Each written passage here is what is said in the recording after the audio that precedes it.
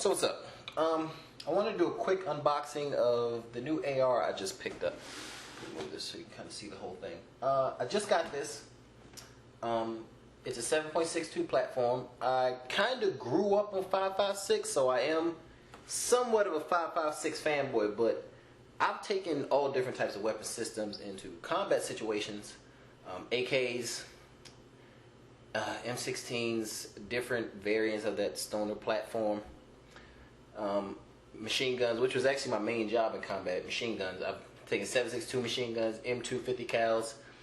Never got to use the automatic grenade launching in anything other than machine gun school. And I don't know, a bunch of different weapons. Some stuff I don't even know the name of. Different shotguns, rocket launchers sometimes, grenades, grenade launchers, rifle mounted grenade launchers. But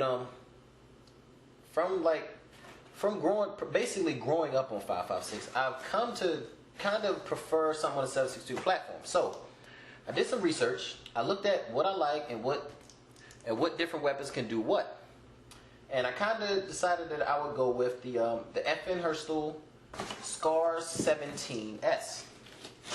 And this is the civilian version of the MK17, or otherwise commonly known as the SCAR Heavy that the military uses. Semi-automatic version, civilian version. Has two positions, safe and semi. I happen to live in California, so mine has a rad lock.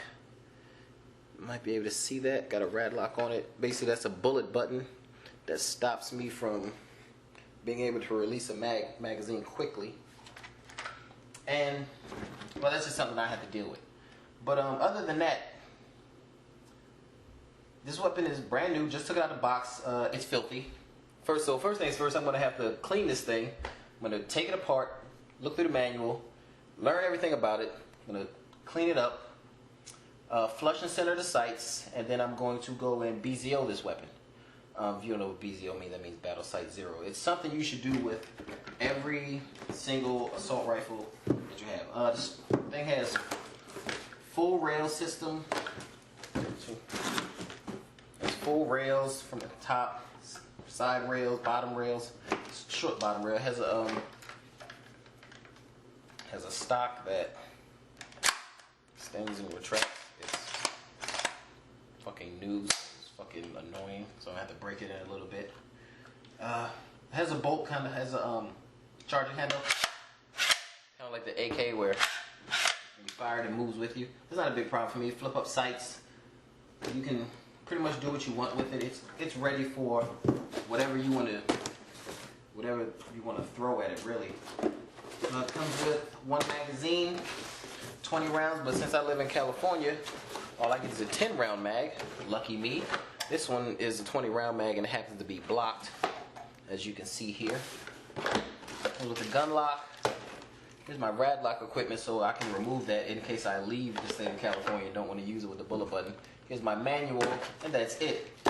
This is a $2,700 rifle, and you would think they'd give you like a case or a bag or something, but they didn't. Fucking foreigners. But that's not a big deal for me. I don't mind. A lot of you might think $2,700 is a lot of money. It's not. So the people who think $2,700 is a lot of money, get a fucking job. Alright? $2,700 for an assault rifle isn't really too bad. I mean, now you can get some better, you can get some different or better choices for less, but you probably won't get a better 7.62 for less. Just be real with you. I mean, in my opinion, the all-time greatest weapon ever, greatest assault rifle that ever exists is probably the Lord of War and all of its derivatives. And yeah, that's just the truth. I mean, that's coming from like, an American who's got medals and fucking commendations for going to war for this place. But yeah, Lord of War is the shit, and it's cheap as fuck. That's what makes it so attractive. But anyway, I want to touch on something real fast. What I wanted to touch on is, you see how this thing has full rails? You can pretty much outfit it however you want. Like I said, I have quite a bit of experience with this. I've been on many different deployments to different places, and I've done quite a bit. So I know a little bit. I don't know the most. I'm not the smartest guy in the world, but I know a little bit about weapon systems and how they should be used.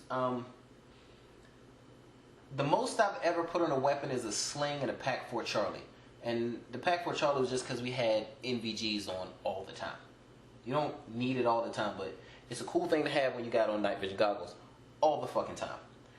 When you see guys with all these gadgets and shit on their weapon, they have like ACOGs, they just bought the weapon, they don't even know what they're doing, they buy an ACOG, 4X sight, they have flashlights and laser beams, all this crazy shit. I'm from a gun club, and the environment I'm from is you put this type of shit on a weapon and a platoon sergeant is going to snatch that shit off before you get everybody killed. Now listen, I know it looks cool to have weapons and everything, but take it from a guy who has used a bunch of weapon systems. And not only that, I've been a marksmanship instructor and I've taught a bunch of people. Learn your weapon. If you're going to buy something like this, get some training. Learn how to use things with iron sights, and if you absolutely need a sight, get one. I'm gonna tell you something honestly, and this is from a guy who's never shot less than expert a day in his life. I don't even know how to score a pizza box. All those sights and bullshit is a waste of time, a waste of energy, and it gets in the way. You're gonna get snagged on a bush or something that's gonna get you killed. Then again, that's coming from a combat perspective. But that stuff is unnecessary. People who have all that crap on the weapon, they don't know what they're doing. They don't know how to shoot, and they're going to get somebody hurt. That's just the truth. The most you really need on a weapon is a sling. Get you a good sling so you can wrap your arm around it, and and it fits well. You can sling it over yourself.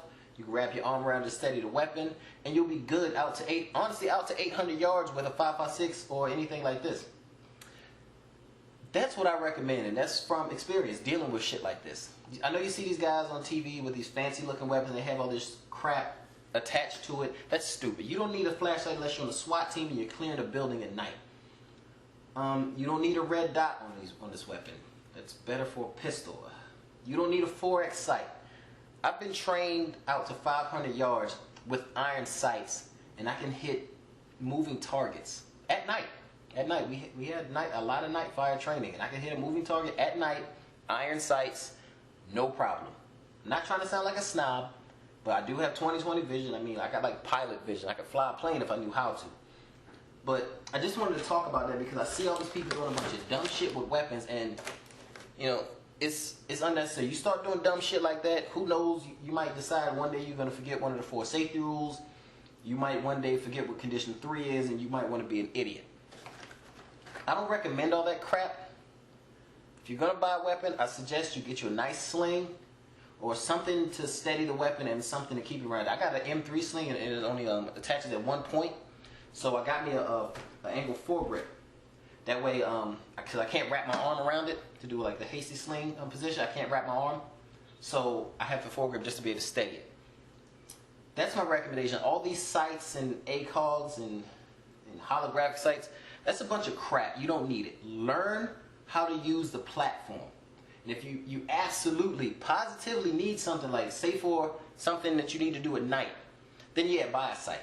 Buy a sight. But trust me, all those gadgets won't make you a better shot. You'll still suck if you don't learn how to steady your breathing, learn how to use the natural respiratory pause, learn good trigger control, slow steady squeeze, learn how to form your body correctly so that the rifle fires correctly, because most of it is shooter error. It's not the equipment, it's usually you.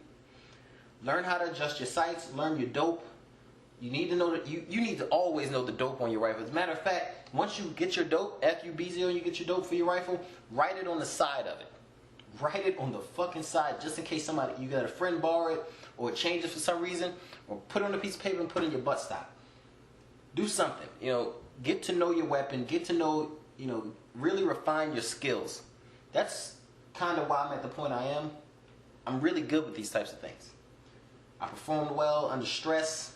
I've used iron sights in firefights. I mean, I never had a problem ever. So when you see all these guys with this fancy bullshit, just know you probably want to get away from them, because they're going to shoot themselves in the foot or something. I mean, they're going to put their fucking eye out. But this has just been an unboxing of the SCAR 17S. I haven't got a fire yet. I'm gonna go take it down to the big range out here in BZO so I can get me some good sightings on this thing. But from what I know, it's low recoil, very accurate. And it fires 7.62 by 51 or 308 Winchester. This is a 308 Winchester, and it's a little bit smaller than a 7.62 by 51, but it'll do. So that has been my unboxing for the Scar 17S, or more commonly known as Scar H. For those of you who play shitloads of video games like I do. I hope you enjoyed, and as always, I'll catch you motherfuckers later.